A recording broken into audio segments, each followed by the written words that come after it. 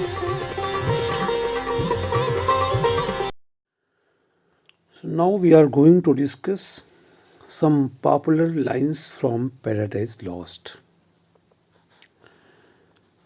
These lines are frequently asked in TGT and PGT exams.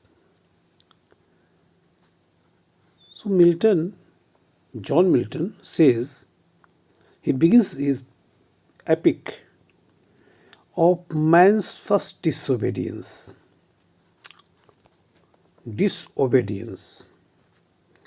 and the fruit of that forbidden tree, whose mortal taste brought death into the world, and all our woe with loss of Eden, till one greater man restore us and regain the blissful seat, sing heavenly muse, that on the sacred top of Oreb or of Sinai didst inspire. That's effort. यहाँ पे कह रहा है कि of man's first disobedience, मनुष्य की जो सबसे पहली गलती थी, क्या कि मनुष्य कौन था, सबसे पहला मनुष्य कौन था? आदम, जिसको कुरान में आदम कहते हैं और इसको बाइबल ने एडम कहा है।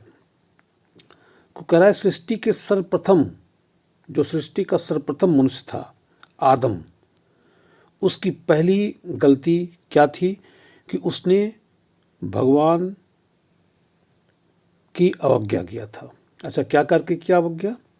The fruit of that forbidden tree, उस प्रतिबंधित फल, फॉरबिडन मीन्स रिस्ट्रिक्टेड, जिसको मना किया गया कि तुमको ये काम नहीं करना, तो उस वृक्ष का फल नहीं खाना था इनको, लेकिन उन्होंने खा लिया शैतान के बहकावे में आके।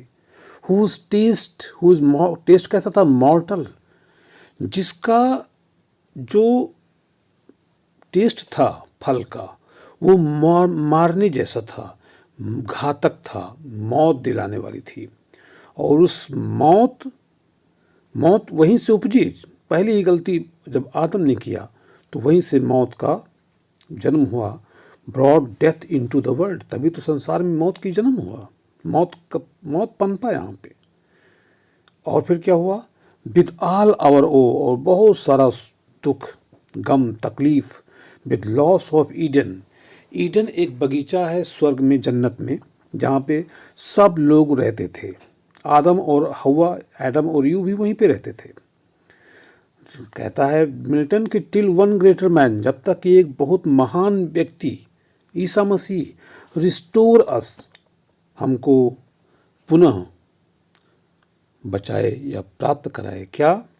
And regain the blissful seat, फिर से प्राप्त करा दिया हमारा जो आस्थान था, जहाँ पे हम बहुत खुशी थे, ब्लिसफुल, ना कोई वहाँ दुखी था। वो ऐसा जगह है ईडन में, वहाँ पे। तो ये कह रहे हैं कि हमको कौन रिस्टोर कराएगा, यानी कि जब तक ईसा मसीह इसका जन्म नहीं होगा तब तक सब लोग ऐसे ही तकलीफ उठाते रहेंगे। अब राइटर यहाँ पे कहता है कि सिंग हेवनली म्यूज, कह रहा है कि भाई सुनो, तुम गाओ, that on the sacred top of Oreb और ऑफ सिनाई, कि तुम एक गुप्त ऊंचाइयों पे बैठी हो। ऑफ ओरेब और ऑफ सिनाई, ये ओरेब और सिनाई एक पर्वत का नाम है। यहीं से बैठ करके आपने हेवनली म्यूज मीन्स तुम कविता की देवी, तुमने इंस्पायर किया था किसको? उस सेफर्ड को। सेफर्ड यहाँ पे कौन है? सेफर्ड यहाँ पे एक पैगंबर हुए हैं जिनको मूसा कहते हैं, इंग्लिश में मोजेस कहते हैं, और कुरान मूसा कहता है कि आपने मूसा को भी इंस्पायर किया था। उस मूसा ने जो फर्स्ट टॉट दी चोजन सीड्स। अच्छा, चोजन सीड कौन है? चोजन सीड होते हैं जो यहूदी लोग थे, उनको चुने हुए, जो मतलब ईश्वर के चुने हुए लोग थे, उनको आपने इंस्पायर किया था ये बताने के लिए, ये समझाने के लिए, क्या कि किस प्रकार, how in the beginning how the heavens and earth rose out of chaos, कि किस प्रकार ये दुनिया, इस संसार अस्तित्व में आया, कि ईश्वर ने अव्यवस्था, कैओस मीन्स अव्यवस्था, कि कैसे ईश्वर ने अव्यवस्था तथा भ्रमित अवस्था से रोज आउट, उससे स्वर्ग और पृथ्वी की रचना किया था ईश्वर ने। आपने मूसा को पढ़ाया था, इंस्पायर किया था, और मूसा ने अपने यहूदियों को बताया, चोजन सीड्स को बताया। फिर कहता है मिल्टन, अच्छा मान लो, और ऑफ सियॉन हिल डिलाइट दी मोर, मान लो कि तुमको सियॉन की पहाड़ियाँ बड़ी अच्छी लगती हैं और तुम वहीं रहती हो, और अगर आप वहीं रहती हो तो, अच्छा सियॉन हिल क्या है ना, कि सियॉन हिल पे जेरूसलम नगर बसा है। ये बहुत मतलब, तो कह रहा है कि मान लो जेरूसलम नगर तुमको बहुत अच्छा लगता है, और and Siloa's brook that flowed fast by the oracle of God, और जेरूसलम में बने ईश्वर के मंदिर के साथ बहने वाला सिलोवा का झरना आपको पसंद है ना, flowed fast by the oracle of God. तो कह रहा है कि मैं तुमसे प्रार्थना करता हूँ, इन्वोक दाई एड, में मैं भीख मांगता हूँ तुम्हारी सहायता की। क्या करो, टू माई एडवेंचरस सॉन्ग, कि तुम मुझे महाकाव्य रचने की सहायता प्रदान करो। That with no middle flight intends to soar above the Aonian mount, इस महाकाव्य की विषय वस्तु बहुत ऊंची है। कह रहा है किसी ने हिम्मत नहीं की, क्या, इसका विषय इतना ऊंचा है कि किसी अन्य कवि ने इस पर रचना नहीं की। रचना की बात छोड़ो, हिम्मत इंटेंस टू, कोई हिम्मत भी अभी नहीं किया इसको लिखने का। While it pursues things unattempted yet in prose or rhyme, ना तो किसी ने इसको गद्य में लिखा, प्रोज में लिखा, और ना तो किसी ने राइम में लिखा यानी कविता में लिखा। मैं उस चीज को लिखने की कोशिश में लगा हूं। Yes, let's move. Yes, writer कहता है मिल्टन, एंड chiefly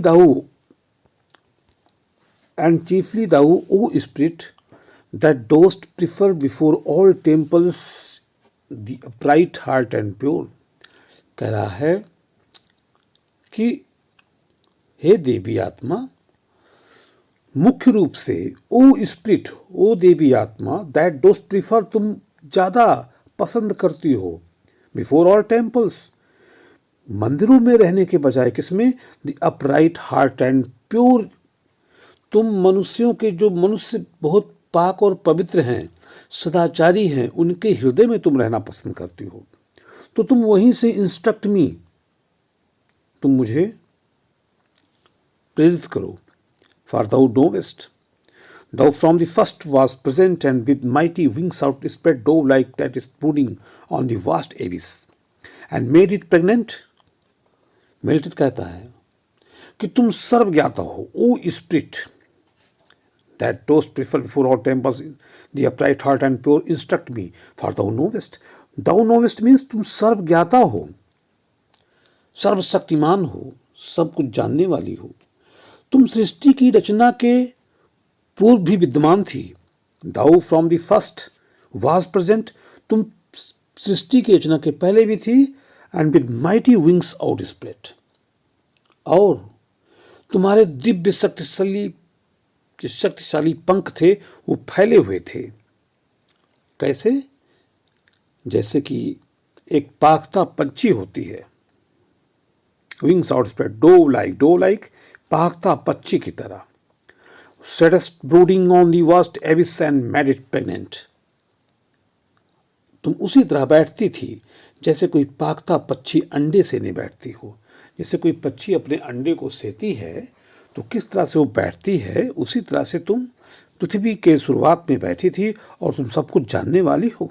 मैं तुमसे आग्रह करता हूं, क्या करो, व्हाट इन मी, कि जो कुछ मुझ में है इज डार्क, यानी जो कुछ मुझ में अंधेरा है, अज्ञानता है, उसको तुम प्रकाशित कर दो। इल्यूमाइन मीन प्रकाशित करना।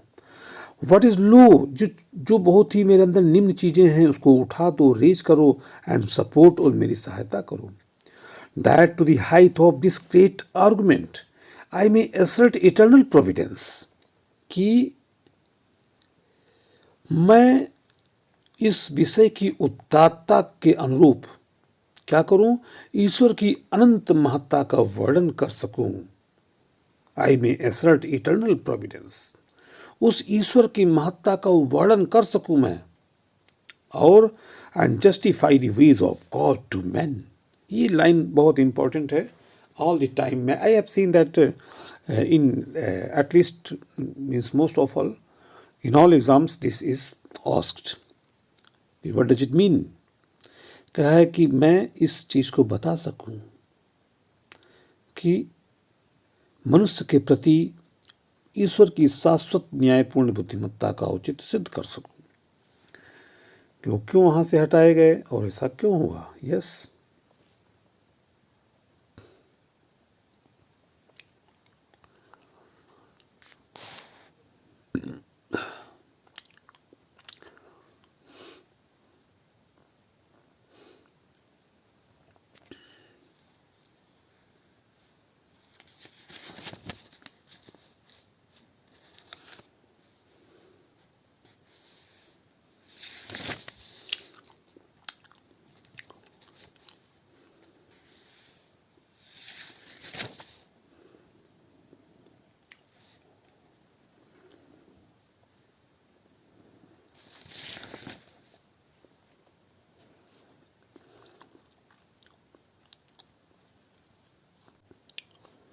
if thou beest he, but how fallen, how changed from him who in the happy realms of light, clothed with transcendent brightness, didst outshine myriads though bright. What though we feel be lost, all is not lost, the unconquerable will and study of revenge, immortal hate, and courage never to submit or yield. And what is else not to be overcome? That glory never shall his wrath or might extort from me. Fallen cherub, to be weak is miserable, doing or suffering, but of this be sure, to do aught good never will be our task, but ever to do will our soul delight. One who brings a mind not to be changed by place or time, the mind is its own place, and in itself it can make a heaven of hell, a hell of heaven. To reign is worth ambition, though in hell. Better to reign in hell than serve in heaven. Our better parts remains to work in close design. By fraud or guile, what force effected not that he no less. Now once again, these are popular lines, and let's recite. We'll discuss in some later part of videos. Yes. One who brings a mind not to be changed by place or time, the time its own place, and in itself can make a heaven of hell, a hell of heaven. To reign is worth ambition, though in hell, better to reign in heaven, hell, than serve in heaven. अब यहाँ पे ये शैतान कहता है, Milton कहता है शैतान के माध्यम से, कह रहा है कि भाई शासन करना ही होना चाहिए, चाहे उस नरक में ही राजा क्यों ना बना जाए। भाई स्वर्ग में गुलामी करने से अच्छा है, better to reign in hell, बेहतर ये है कि नरक का ही राजा बना जाए, जहाँ बना जाए वहाँ राजा बन के रहा जाए। इससे इसकी तुलना में कि कोई to than serve in heaven, कि गुलामी करने से, स्वर्ग में गुलामी करने से अच्छा है कि नरक का राजा बना जाए। ये शैतान ने कहा था अपने लोगों से समझाते हुए। यस, तो yeah, this is what we have here. And now next he says, our better part, ये PGT 2010 में एग्जाम पूछा गया है, our better part remains to work in close design by fraud or guile, what force effected not, that he no less at length from us may find. Who overcomes by force hath overcome but half his foe. For solitude sometimes is best society. ये book number 9 में लिखा है, for solitude sometimes is best society. ये exam में आया कि किस किताब की लाइन है, तो most of the students they could not get correct answer. Yes, so this line is from book number 9, and we will discuss this epic in detail. These were the important popular lines. In exams we have to read in detail, but few lines are asked which are very important and popular. So let's end here. Thank you. Goodbye. Namaste. Allah. Assalamu alaikum. Yes.